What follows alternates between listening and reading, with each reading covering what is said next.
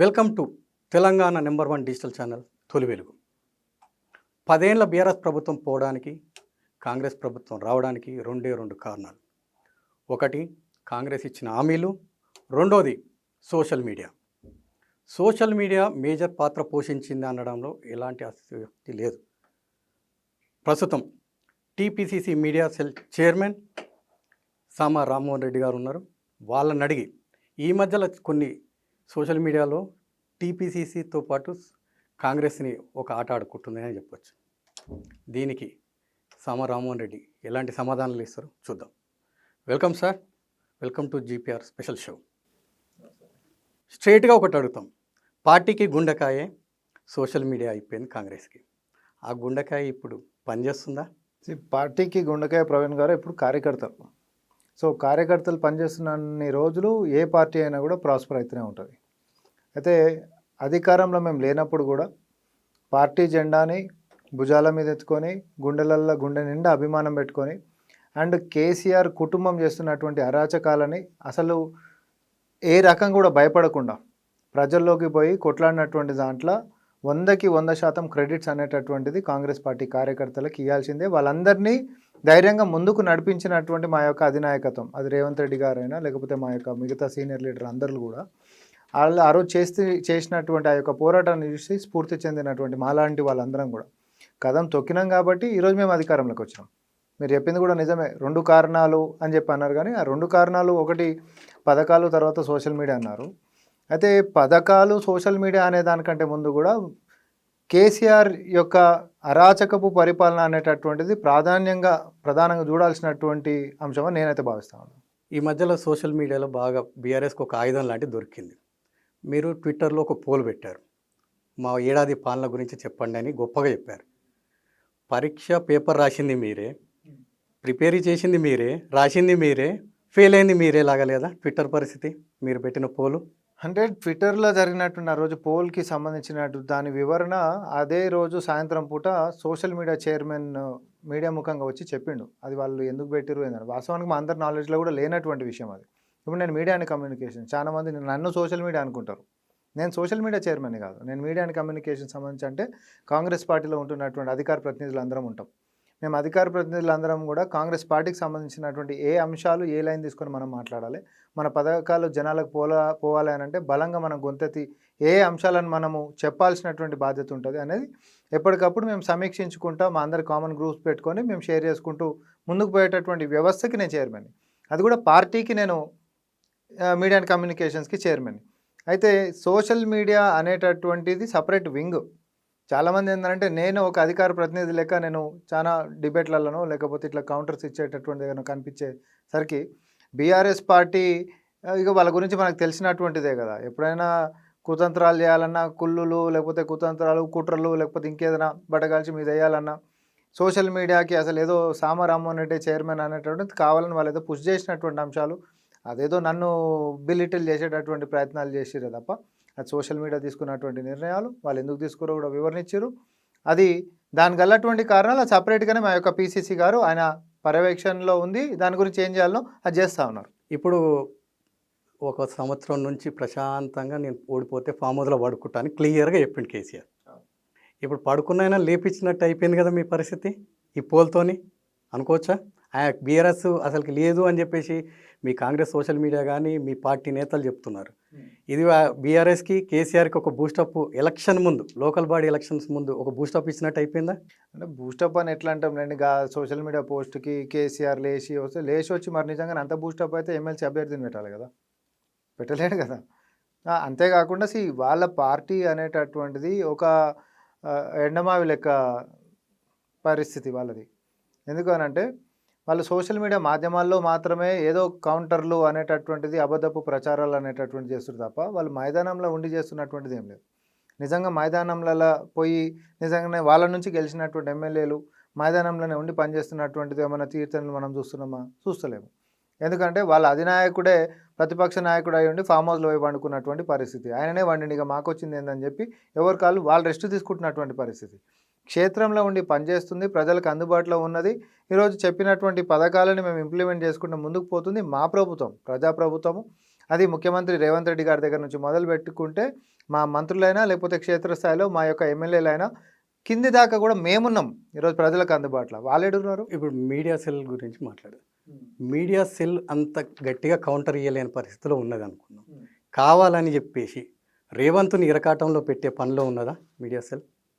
అసలు మీడియా సెల్కి దానికి ఎట్లా సోషల్ మీడియా కానీ మీడియా సెల్ కానీ ఇప్పుడు మీరు పెట్టిన ట్విట్టర్లో మీ పరువు పోల్ గురించి పోయిందని మాట్లాడుతున్నారు మీరు మళ్ళీ. పరువు గురించి పోయిందని చెప్పేసి కాంగ్రెస్ సాటి అభిమానులు చాలా మంది అంటున్నారు.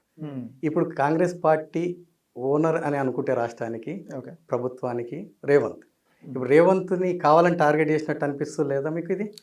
అంటే ఇప్పుడు దానికి వివరణ వాళ్ళు ఇచ్చిండ్రు. సాయంత్రం పూట ప్రెస్ మీట్ పెట్టి ఆ పోల్ ఎందుకు పెట్టిరో వచ్చారు. ఎందుకంటే చుట్టూ తిరిగిన మళ్ళీ మీరు పోల్ చుట్టే తిరుగుతూ ఉన్నారు కాబట్టి నేను చెప్తా ఉన్నా. అది పెట్టిన వాళ్ళకి తెలవాలి వాళ్ళు ఎందుకు పెట్టిర్రు.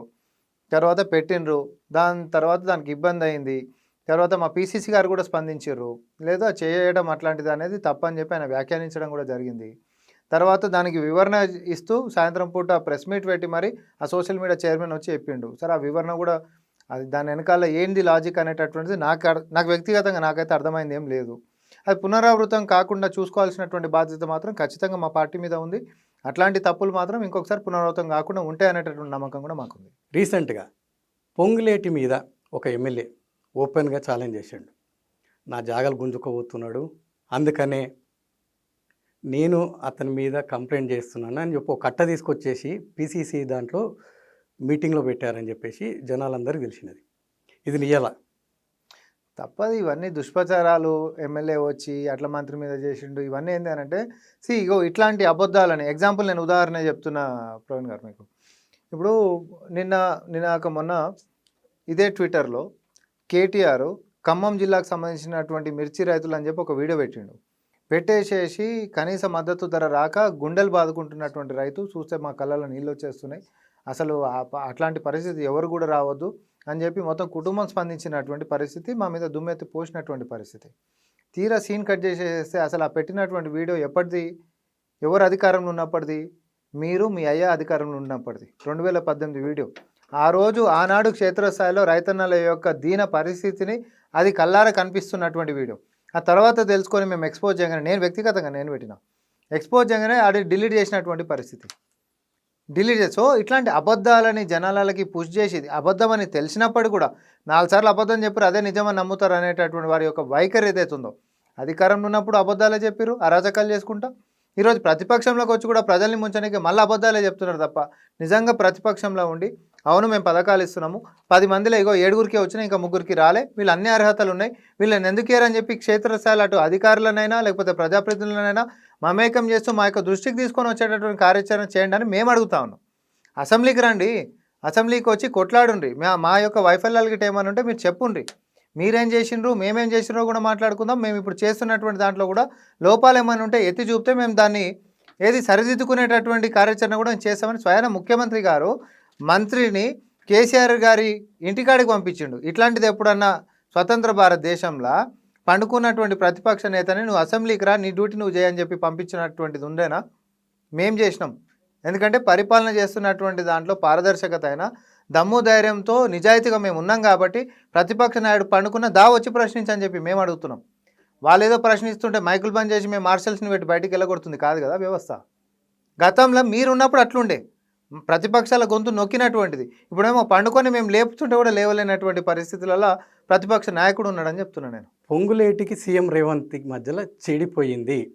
ఆ చెడిపోయిన కార్యక్రమంలో భాగంగానే రీసెంట్గా 10 మంది ఎమ్మెల్యేలు మీటింగ్ పెట్టారు. ఈ మీటింగ్ వెనకాల రేవంత్ రెడ్డి అస్సం ఉందని చెప్పేసి బీఆర్ఎస్ వాళ్ళు గట్టిగా చెప్తున్నారు. అది నిజమంటారా? ఇప్పుడు మీరే చెప్పారు, మీ క్వశ్చన్లోనే ఆన్సర్ ఇచ్చారు. బీఆర్ఎస్ వాడు చెప్పింది వాడు నమ్మేశక్యంగా ఉంటుందా? ఇప్పుడే చెప్పిన అంటే మీటింగ్ జరగలేదా? ఎమ్మెల్యేల మీటింగ్ జరిగిందని చెప్పి మీ ఎంపీ కూడా ఒప్పుకున్నాడు. కాదు అది ఎమ్మెల్యేలు ఆడ ఉండి మేము అందరం కలిసి తినొద్దా, మేము తింటే కూడా ఒక పాపమేనా, ఇదెక్కడిది మా మీద ఇట్లా దుష్ప్రచారం చేస్తారని ఎమ్మెల్యేలు అందరూ స్పందించారు. ఎంతమంది 7 ఎమ్మెల్యేలు ఏమో స్పందించారు.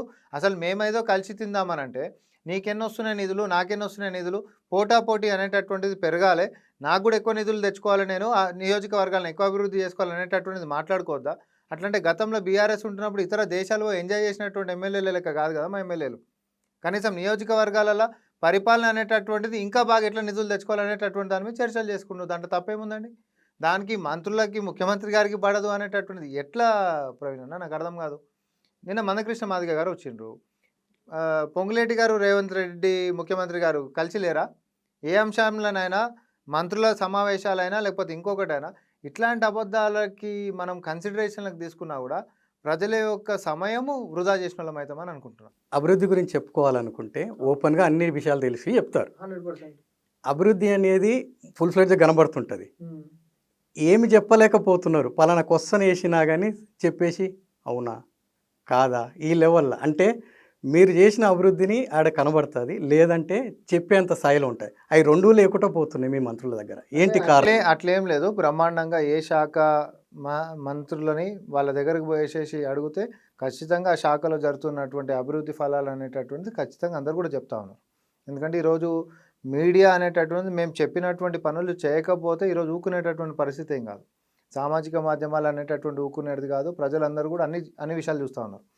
మేము అధికారంలోకి వచ్చిన తర్వాత తీసుకొచ్చిన మొదలుపెట్టినటువంటి సంక్షేమాలు ఆరోగ్యశ్రీ 5 లక్షల నుంచి 10 లక్షలు, ఉచిత రవాణా నుంచి మొదలుపెట్టుకుంటే అక్కడ మేము కంచెలు తెంపి ప్రజాస్వామ్యాన్ని బతికించినటువంటిదైనా, లేకపోతే గడీలు అని చెప్పి అప్పటిదాకా పేరు మోసినటువంటి ఆ యొక్క భవనాలని ప్రజాభవనాల లెక్క తీర్చిదిద్ది ప్రజల సమస్యలకు పరిష్కారాల వేదికను తయారు చేసేటటువంటి విధానాలైనా, లేకపోతే మాదక ద్రవ్యాల మీద ఉక్కుపాదమైనా, లేకపోతే ప్రకృతిని కాపాడేటటువంటి చర్యలు ఈ నగరానికి ఎప్పుడు వర్షం పడితే మునిగిపోయేటటువంటి యొక్క సమస్యని, దీర్ఘకాల సమస్యని శాశ్వత పరిష్కారం దిశగా తీసుకొని పోవాలంటే ఇటు ప్రకృతిని కాపాడిన వాళ్ళం ఉండాలి, సమస్యలకి పరిష్కారం ఎతికేటోళ్ళ లెక్క ఉండాలని చెప్పి హైడ్రా లాంటి విప్లవాత్మకమైనటువంటి నిర్ణయాలని ప్రభుత్వం తీసుకొని రావాలన్నా ఏ అంశాలనైనా కూడా మేము అన్నీ కూడా చెప్పుకునేటటువంటిది. ట్రోల్ అని మీరు అంటారా? ట్రోల్ లేనటువంటిది ఏముందో ఇక మీరు నాకు చెప్పుర్రి. ట్రోల్ ఇప్పుడు మనది ఇది జరిగితే దీని వెనకాల ఎన్ని ట్రోల్ వస్తాయో మీరు చూడండి. ఎవరికి నచ్చినట్టు వాడు ముక్క కట్ చేసుకొని వాళ్ళకి హాస్యాస్పదంగా మారాలి అని అనుకున్నప్పుడు దాన్ని ఎట్లైనా తీర్చిదిద్దవచ్చు. కానీ మన ఫోకస్ అనేటటువంటి ట్రోలింగ్ మెటీరియల్లకు పోవాల్సినటువంటిది కాదు. మా మంత్రులు కూడా అంతే. మంత్రులనైనా ముఖ్యమంత్రి గారినైనా అట్లంటే ప్రతిపక్ష నాయకులను ఎవరినే వదిలిపెడతలేరు. ప్రజలు ఇవాళ రేపు ఎట్లుండ్రు అని అంటే కొన్నిసార్లు ఎంటర్టైన్మెంట్ యాంగిల్లల్లా ప్రతిపక్ష నాయకులను ఈరోజు అట్లంటే కేటీఆర్ని నాయకుడు కంటే ఎంటర్టైన్మెంట్ యాంగిల్ ఎక్కువ చూస్తారు. నిన్ననో మొన్ననో ఎవరో చేతి పట్టుకొని కొరికినటువంటిది అది ఏదో వైరల్ అయిందో మనం అందరం చూసినాం. ఆ కొరికేటోడు ఆడు పిచ్చోడా లేకపోతే ఇంకోటా? మనిషిని చేతి పట్టుకోవడం, షేక్ హ్యాండ్ చేయడం మనం చూసినాం. మా కొరకడం ఏందండి?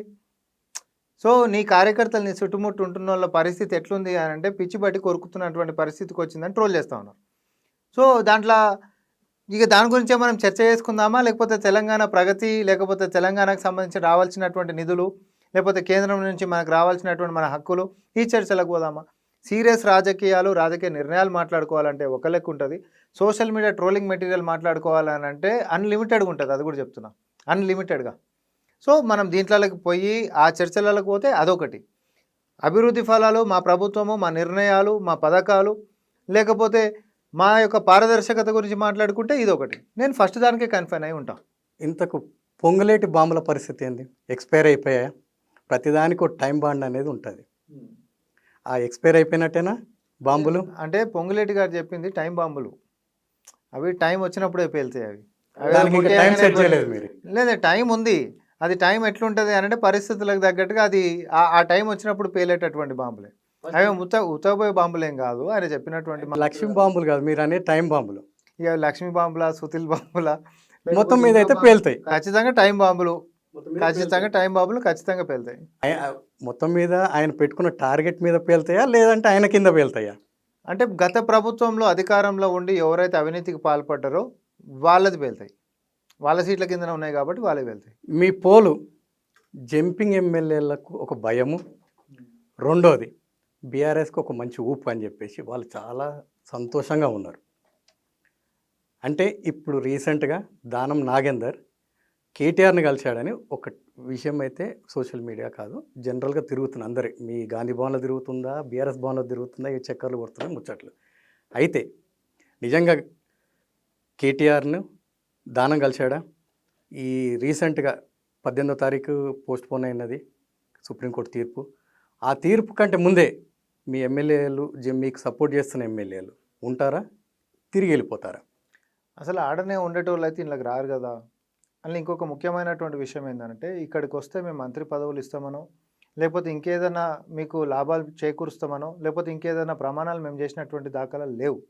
చాలా స్పష్టంగా ముఖ్యమంత్రి వర్యులు గతంలోనే చెప్పిండు. కొత్తగా వస్తున్నటువంటి వాళ్ళకి మనం కొత్తగా ఇచ్చేటటువంటిది ఏం లేదు. మీ ఇష్టం ఉంటే రండి. మా యొక్క ఆలోచనలు, మా యొక్క పరిపాలన నచ్చినటువంటి వాళ్ళకి మాత్రమే ఎవరైనా రావచ్చు.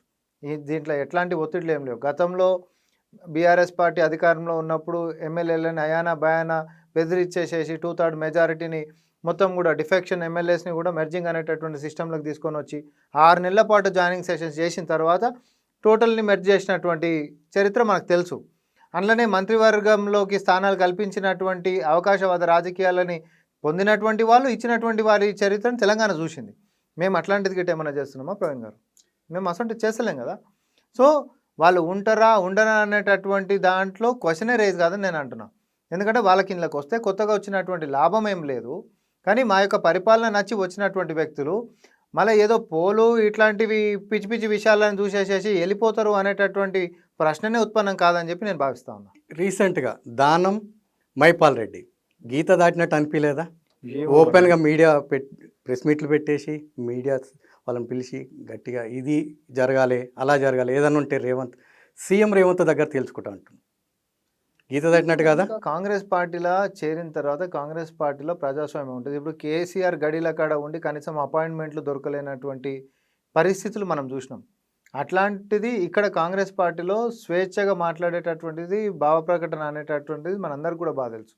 అయితే ప్రజల హితం గురించి ఏదైనా ముఖ్యమంత్రి గారి దృష్టికి తీసుకొని పోతాం అనేటటువంటిది మీడియా కథనాల్లో వచ్చినప్పుడు దాన్ని పార్టీ మారుతారు అనేటటువంటి గీత దాటేటటువంటి అంశం కిందకి ఎట్లా వస్తుందో నాకైతే తెలియదు. ఎమ్మెల్సీ రేస్లో మీరు కూడా ఉన్నట్టున్నారు. ఖచ్చితంగా ఉన్నా. ఎందుకంటే కొత్త తరం నాయకులకు కూడా ఇవ్వాలి అనేటటువంటి దాంట్లో అధిష్టానం మొన్న సిడబ్ల్యూసి తీర్మానాలలో కూడా చేసినటువంటి నేపథ్యంలో మరీ ముఖ్యంగా కొత్త తరాన్ని ముఖ్యమంత్రి గారు కానీ రాష్ట్ర అధిష్టానం కానీ లేకపోతే ఢిల్లీ హైకమాండ్ కానీ ఆల్రెడీ ఎంకరేజ్ చేస్తున్నటువంటి తీర్థనలు కూడా మనం చూస్తూ ఉన్నాం. రీసెంట్గా జరిగినటువంటి రాజ్యసభ అపాయింట్మెంట్ అయినా లేకపోతే ఎమ్మెల్సీ ఒక యువ నాయకులకు ఇచ్చినటువంటిదైనా లేకపోతే ఎంపీకి పోటీ చేసేటటువంటి అవకాశం కొత్త తరాలకు ఇస్తున్నటువంటి ఈ యొక్క నేపథ్యంలో సో యువతకి ప్రాధాన్యత ఇస్తున్నటువంటి మా యొక్క పార్టీ పైన మా అధిష్టానం మీద మాకు ఖచ్చితమైనటువంటి నమ్మకం ఉంది.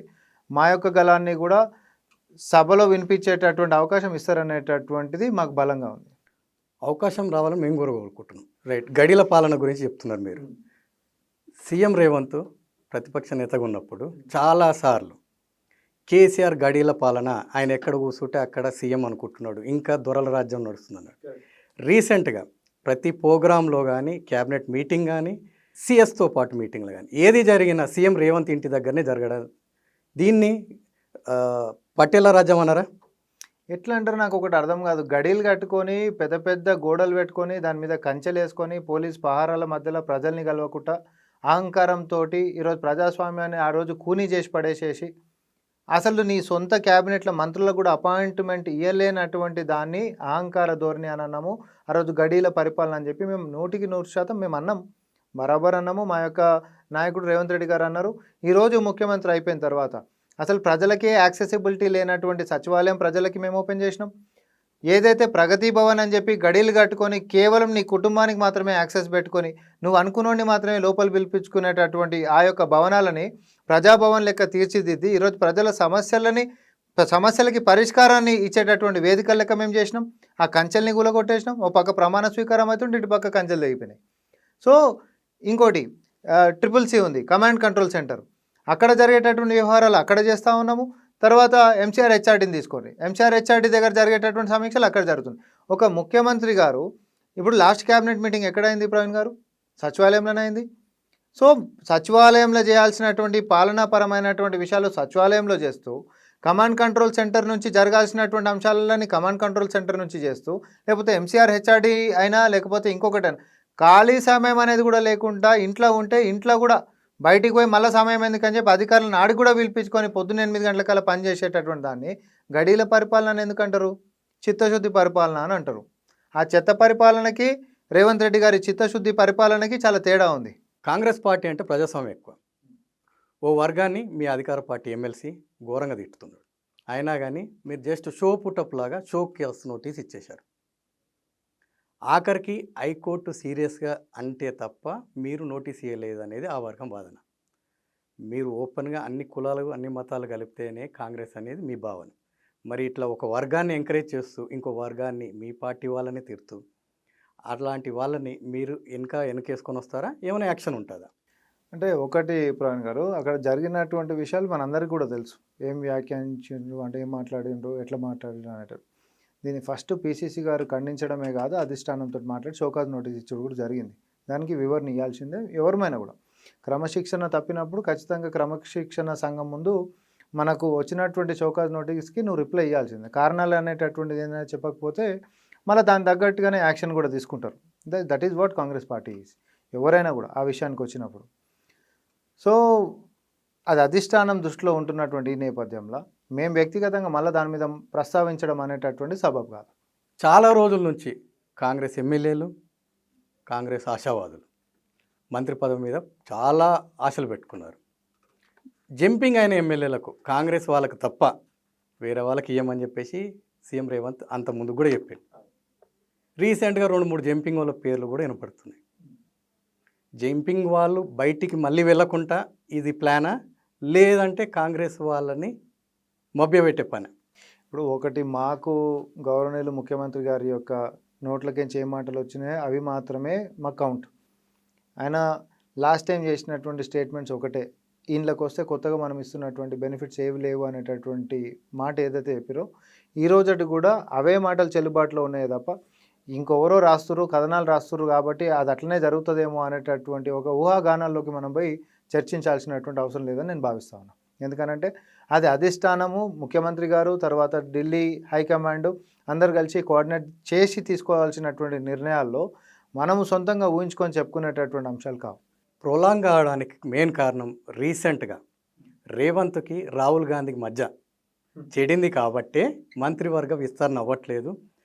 రేవంత్ తీసుకుపోయిన కొన్ని పేర్లు, పీసీసీ తీసుకుపోయిన కొన్ని పేర్లు, ఉత్తమ్ తీసుకుపోయిన కొన్ని పేర్లు, ఇట్లా ఎవరికి వాళ్ళే యమునా తీరంలాగా వాళ్ళు ఇస్తున్న పేర్ల వల్లనే మ్యాచ్ అవ్వట్లేదు. రీసెంట్గా రేవంత్కు రాహుల్ అపాయింట్మెంట్ ఇవ్వకపోవడం కారణం కూడా ఇదే అంటున్నారు. అది నిజమా?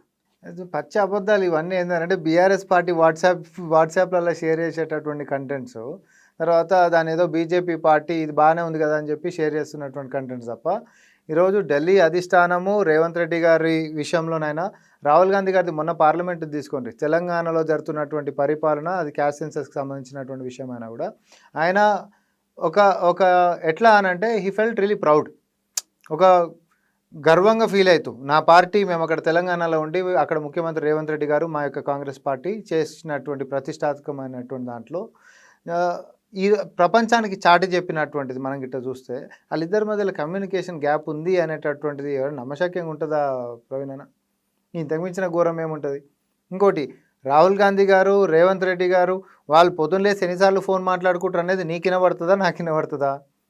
అంటే అపాయింట్మెంట్ ఇస్తలేడు, అపాయింట్మెంట్ లేదు, ఎవరికి నచ్చినట్టు వాడు కథలు రాసుకుంటూ పోతే అది కరెక్ట్ కాదు కదా. బీఆర్ఎస్లో 3 ఎమ్మెల్సీ ఖాళీలు అవుతున్నాయి, ఎమ్మెల్యే పోస్టులు.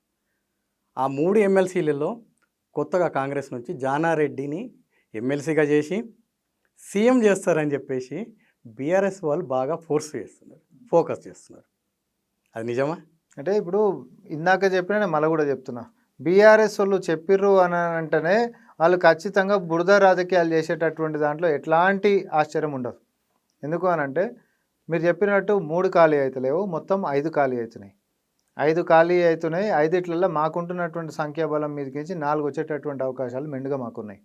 అయితే దాంట్లో ఎవరు అభ్యర్థులు అవుతారు, ఏ సామాజిక వర్గ కోణంలో వారు ఎవరెవరికి ఇస్తారు అనేటటువంటిది మా యొక్క అధిష్టానం, ఇక్కడ ఉంటున్నటువంటి అధిష్టానం, రాష్ట్ర అధిష్టానమైన తర్వాత మా ఢిల్లీలో ఉంటున్నటువంటి హైకమాండ్ అయినా కోఆర్డినేట్ చేసుకునే అభ్యర్థులను ప్రకటిస్తారే తప్ప బీఆర్ఎస్ వాడు ఒకరి షోలో ఒకటి చెప్పుకుండు కాబట్టి ఆ షోలది మన నోట్లకించి మాట్లాడుకుందామంటే మాత్రం దానికి శాంక్టిటీ ఉండదు. అది ఎందుకంటే వాళ్ళు అట్లా కావాలని కోరుకోవడంలా అనేటటువంటిది అది ఏం వ్యూహం అనేటటువంటిది వాళ్ళకు వదిలేద్దాం తప్ప అది జానారెడ్డి గారికి ఇస్తారా, లేకపోతే జీవన్ రెడ్డి గారికి ఇస్తారా, లేకపోతే ఇంకొకరికి ఇస్తారా, లేకపోతే ఎవరికైనా ఇస్తారో అనేటటువంటిది అధిష్టానము అండ్ ఇక్కడ ఉంటున్నటువంటి రాష్ట్ర అధిష్టానాలు ఫైనల్ చేసేటట్టు. రీసెంట్గా బీజేపీ ఎమ్మెల్యే పాడి రాకేష్ రెడ్డి ఎంఐఎంతోని బీఆర్ఎస్తోని కలిసి కాంగ్రెస్ మీద అవిశ్వాసం పెడతామని చెప్పేసి అసెంబ్లీ మీడియా పాయింట్లో ఉన్నారు. అవిశ్వాసం ఒకవేళ పెడితే మీరు రెడీయా ఎదుర్కోవడానికి? కాదు, మళ్ళీ ఒకసారి ప్రశ్న మీరే చెప్పురు. ఒక బీజేపీ ఎమ్మెల్యే ఎంఐఎం తోటి కలిసి మేము అవిశ్వాసం పెడతామని అంటున్నా, బీఆర్ఎస్తో కలిపి. అదే బీఆర్ఎస్ చేస్తే పక్క ఒకటి, బీజేపీ బీఆర్ఎస్ రెండు ఒకటే. ఇక నేను దాన్ని సపరేట్గా చూసి మాట్లాడతలేము. బీజేపీ బీఆర్ఎస్ ఒకటే, వాళ్ళిద్దరు కలిసే ఉంటారు అనేటటువంటిది అందరికీ జగమెరిగినటువంటి సత్యం. అయితే బీజేపీ ఎంఐఎంని కూడా కలుపుకొని మేము అవిశ్వాసం పెడతామని అంటున్నా. But for their kind information, సరే అది ఏ సందర్భంలో అన్నాడో మరి నేనైతే తినలేదు. But for their kind information, ప్రజలు నిండుగా కాంగ్రెస్ పార్టీని హాఫ్ ఏ మార్క్ అంటే దాటించి మాకు అధికారాన్ని కట్టుబెట్టారు. మీరన్నా ఈరోజు కాంగ్రెస్ పార్టీ మీద బట్టగాల్చి మీద వేయాలన్నా, కుట్రలు కుతంత్రాలు చేయాలనన్నా, ఆపోజిట్ పోల్స్ లాగా బయటకి వ్యవహరించేటటువంటి బీజేపీ ఎంఐఎంని కూడా కలుపుకుంటామని చెప్తున్నటువంటి ఈ యొక్క నేపథ్యాన్ని పరిగణనలోకి తీసుకున్నా కూడా మీరు మమ్మల్ని టచ్ చేసేటటువంటి పరిస్థితే లేదు. ఎందుకంటే ప్రజలు మమ్మల్ని అట్లా ఆశీర్వదించారు. అంతేకాదు బీఆర్ఎస్కి నుంచి వచ్చి జాయిన్ అయినటువంటి ఇంకో 10 మంది ఎమ్మెల్యేలు ఇటు సంఖ్యాబలం ఉన్నా, మిత్రపక్షం అయినటువంటి మా యొక్క కమ్యూనిస్ట్ పార్టీ కూడా మా దిక్కే ఉన్నప్పటికీ కూడా ఇది ఏ రకంగా కూడా it's all about numbers, right? So మానసిక పరిస్థితి బాగాలేనోడు అట్లా మాట్లాడతాడని నేను అనుకుంటున్నాను. అందుకని ఆయనకు పెద్ద ప్రఖ్యాతి కాంచింది కూడా గందుకని ఈ మధ్యకాలం కనిపించి ఏదైనా ఒకటి మాట్లాడిండు అని అంటే మీడియా ముందుకు వచ్చి ఏదైనా వైరల్ కావాలనేటటువంటి ఆతృత తప్ప విషయ పరిజ్ఞానంతో మాట్లాడుతున్నటువంటి పరిస్థితి అయితే ఎప్పుడు లేదు. బీజేపీ ఎంఐఎం కలుస్తాయా? ఏం మరి ఆయనకు చెప్పాలి, ఆయననే అంటుండు కదా ప్రవీణ్ గారు.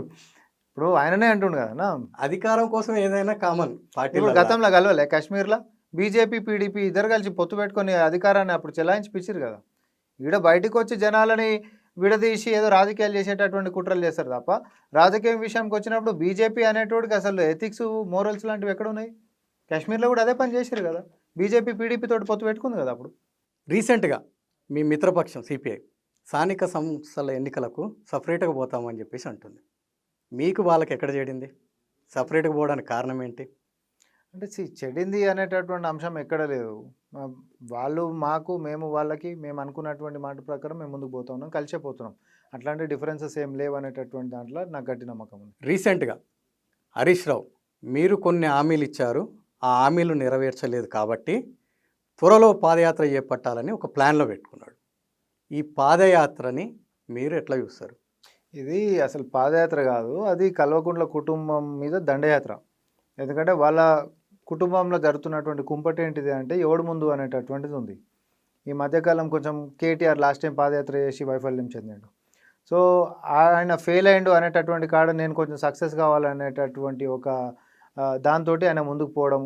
తర్వాత అక్కడనే వాళ్ళ కుటుంబంలో ఉంటున్నటువంటి కళలు మీకు తెలుసు, నాకు తెలుసు. మొన్ననే ఒక టీవీ ఇంటర్వ్యూలో హరీష్ రావు గారిని అడిగితే మరి ముఖ్యమంత్రి రేపు పొద్దున కేటీఆర్ అనేటటువంటిది కూడా వస్తుంది కదా, ఎవడు లేడు, అట్లాంటివి ఉండవు, ఏమైనా ఉంటే గింటే కేసీఆరే ఉంటాడు తర్వాతలే అంటే చెప్పగానే ఏం చెప్తుండో అని అంటే కేటీఆర్ అనేటోడికి అంత సినిమా లేదు అనేటటువంటి మీడియా ముఖంగా హరీష్ రావు గారు చెప్పినటువంటి మాట అది. సో ఈరోజు వాళ్ళ మధ్యలో జరుగుతున్నటువంటి అంతర్యుద్ధాన్ని పాదయాత్రని కొంచెం అడ్డం పెట్టేసేసుకొని వాళ్ళ పార్టీలో ఈయన ఉనికిని పెంచుకునేటటువంటి యాత్ర తప్ప అంతకుమించి వేరేది కాదు ఇది. సీఎం రేవంత్ వచ్చి ఇచ్చాట్లు చెప్పిండు, మేము ఇప్పుడే తొందరపడి కేటీఆర్ని హరీష్ రావుని అరెస్ట్ చేయమంటారు. మొన్నటిదాకా సాక్ష్యాలు ఉన్నాయన్నారు, ఇప్పుడు తొందరపడి అంటున్నారు. అంటే మొన్నటిదాకా సాక్ష్యాలు లేవనా? ఇప్పుడు ముఖ్యమంత్రి గారు చెప్పినటువంటిది అట్లా కాదు. చట్టం తన పని తాను చేసుకుంటూ పోతుంది, విచారణ అనేటటువంటిది జరుగుతుంది. మేము తొందరపెట్టి దాన్ని ఏదో ఇన్ఫ్లుయెన్స్ చేసేటటువంటి కేసీఆర్ లాంటి రాజకీయాలు మేము చేయము. విచారణ అనేటటువంటి స్వతంత్రంగా జరుగుతున్నప్పుడు దానికి ఒకటి పారదర్శకత ఉండాలి, దాని పొలిటికల్ ఇన్ఫ్లుయెన్స్ ఉండదు.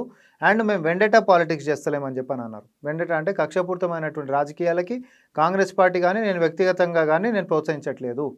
కానీ వాళ్ళు చేసినటువంటి పాపాలు విచారణ ఎదుర్కొంటారు కాబట్టి అది ఏ సమయం అయినప్పటికీ కూడా చట్టం తన పని తాను చేసుకుంటూ పోవాలి, దోషుల్ని మాత్రం తేల్చాలి అనేటటువంటి దాన్ని చాలా స్పష్టంగా చెప్పిండు ఆయన.